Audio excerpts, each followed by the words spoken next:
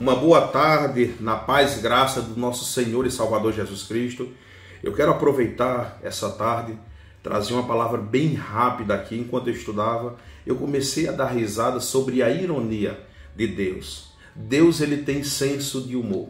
Mas eu quero aproveitar também para estar falando que durante alguns dias estarei falando sobre alguns temas relacionados à liderança e a ministérios de mulheres no Antigo Testamento, levando em consideração e colocando em pauta um exemplo bem simples e clássico, uma mulher que eu nunca vi falar em nenhuma das pregações, eu nunca ouvi sequer ser citada sobre a sua vida, sobre o seu ministério, sobre o seu nome, até porque a Bíblia oculta o seu nome. É sobre isso que eu quero falar hoje também. A mulher de Noé, aonde ela não tem expressão, o seu nome não ficou nos anais da história, não tem um texto que fale acerca do seu nome, mas que teve um ministério muito grandioso ao lado do seu marido. Qual dele? Confiar na palavra que o seu marido ouviu do Senhor e proclamou à sua família. Não somente acreditar, mas estar ao seu lado trabalhando para que se cumprisse a palavra do Senhor. E também, em contrapartida, nós vemos a salvação dela, seu esposo e da sua família. Mas nesse momento eu quero estar falando sobre um texto muito conhecido que se encontra em Êxodo, capítulo 1, a partir do versículo 19, que assim nos diz o texto sagrado. E as parteiras disseram a Faraó: eis que as mulheres hebreias não são como as mulheres que estão aqui no Egito. Ou por que não dizer, elas são muito mais fortes. E quando nós chegamos lá para ajudá-las a dar à luz, elas já têm dado à luz. Versículo 20. Portanto, Deus fez bem às parteiras, e o povo se aumentou e se fortaleceu muito. E aconteceu que, como as parteiras temeram a Deus, ele lhe estabeleceu casas. Aonde eu quero chegar com isso? Me chama a atenção que é um texto conhecido, aonde houve um edito, um decreto por parte de Faraó, do rei naquele tempo, aonde José já estava lá governando, a sua família juntamente com seu pai. Eles também chegaram ao Egito por meio de José, pela sua fidelidade e pela sua governança. Me chama a atenção que o rei que conhecia José morreu, diz o texto sagrado. Levantou-se outro rei que não conhecia José, e observando o povo do Egito, que estava no Egito, o povo de Israel temeu e começou a colocar sobrecarga sobre eles. E um dos editos que ele levantou sobre o povo lá é: todos os filhos, homem, macho, dos filhos de Israel, dos hebreus, têm que morrer. As meninas lhe preservem, mas os machos sejam mortos. Ele levanta essas duas mulheres, por nome Sífra e Pua, para que elas pudessem cumprir esse decreto, para que elas pudessem matar esses filhos. Mas me chama a atenção que o texto sagrado fala de dois reis, dois faraós. Falam que eram reis, fala que tinha tronos, fala da sua autoridade, fala do seu governo, mas não fala o seu nome, não cita o seu nome. E em contrapartida, essas duas mulheres, simplesmente serviçais e escravas, mas lhe apresenta os nomes, Sífra e Pua. E eu logo aqui aprendo que podemos ter tronos, podemos ter autoridade terrena, podemos ter governo terreno, mas se não tivermos serviço em Deus, o nosso nome será preservado.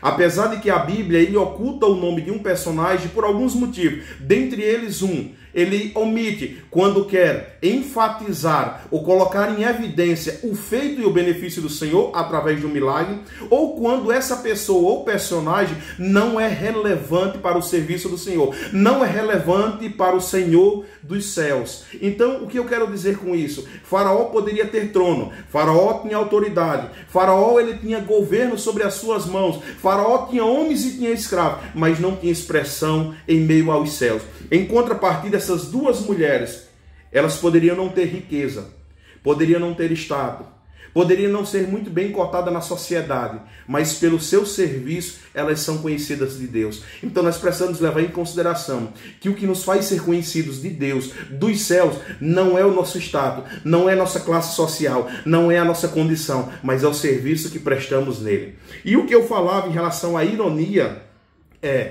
o edito dizia que elas precisavam matar os filhos dos hebreus, mas o texto que eu li diz que elas preservavam. E não somente preservou, ao ponto de Faraó lhe chamar e perguntar o que estava acontecendo, que mesmo tendo decretado, ter levantado um edito, os filhos dos hebreus ainda continuavam nascendo. E elas disseram aquilo que foi lido. Não é porque as hebreias são muito mais fortes do que as egípcias. Quando chegamos lá, elas já têm dado à luz. Deus achou graça, Deus gostou da posição dela, a preservação de vida. E diz o texto sagrado que Deus fez o quê? Deus lhe estabeleceu casas.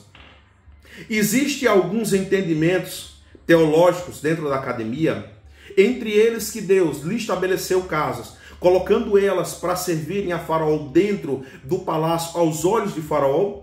Outro pensamento, que o povo hebreu, vendo seus bem-feitos e a preservação dos seus, também lhe construiu casas, mas majoritariamente os teólogos falam que Deus abriu a sua madre e lhes fez fecunda. Aí é ironia que eu digo que Deus tem um bom senso, tá? Havia um decreto, elas entendiam muito bem que precisava matar. Aí sabe o que Deus faz? Mesmo em meio ao caos, eu abro a sua madre. Haverá perseguição, mas eu quero mostrar que eu sou Deus, independente das circunstâncias adversas. Sabe o que eu quero dizer com isso? A circunstância pode ser adversa, a perseguição pode chegar na tua casa, mas Deus não deixou de ser soberano, Deus não deixou de ser Deus. Ele vai concretizar os teus sonhos e realizar os teus desejos que estejam alinhados à tua vontade. Pode se levantar quem quer que seja para barrar o que Deus tem para contigo. Pode ter decreto do homem dizendo, ela vai matar os seus sonhos, os seus objetivos não vai sair do papel, os seus sonhos serão aniquilados, mas Deus vai fazer com que aconteça, com que a sua madre seja o que? Ela seja realmente propícia para o tempo, para que haja geração, ou para que dê continuidade às gerações, para Deus mostrar que ele não depende do edito do homem, que ele não depende da soberania do homem, que ele não depende do governo humano, mas que ele continua sendo Rei dos Reis, Senhor dos Senhores, e ele faz de acordo com a sua vontade aquilo que lhe apraz. Então nós vemos o senso de Deus. Não somente lhe coloca nomes, como lhe apresenta os feitos, e também abre a sua madre, para que ela pudesse constituir família e ter um lar. Eu fico imaginando o que elas estavam pensando, no meio de todo esse caos, no meio de um edito, onde nós estamos precisando preservar a vida de outros, onde nós estamos precisando preservar os sonhos de outros. Deus nos agracia com tudo isso daí, para provar que Ele é Deus. Guarde isso no seu coração. Quando lemos a genealogia de Caim, nós vemos que nenhum dos seus filhos ou descendentes são contados os seus dias, diferente dos demais. Os demais diz, nasceu e gerou fulano, e os seus dias foram 500 anos, 600 anos, 140 anos, mas de Caim nenhum dos seus filhos é contado. Sabe por quê? Porque quando não estamos alinhados à vontade de Deus, nem os nossos dias Ele tem prazer em contar. Ele até apresenta, mas não tem prazer em contar os nossos dias aqui na terra. Então descansa no Senhor, fica despreocupado, mantenha-se fiel na condição que Ele permite você estar. Eu costumo dizer que muitas pessoas acabam almejando grandes status, estar em grandes tronos, mas no final das contas, o que realmente importa é nós estarmos na condição alinhada à vontade dEle e o nosso nome ser reconhecido nos céus. Então receba essa palavra e siga. Eu vou estar colocando no YouTube alguns vídeos ao longo dos dias. Siga lá, dá uma força aí para que mais pessoas possam ser edificadas. Em nome de Jesus Cristo eu agradeço.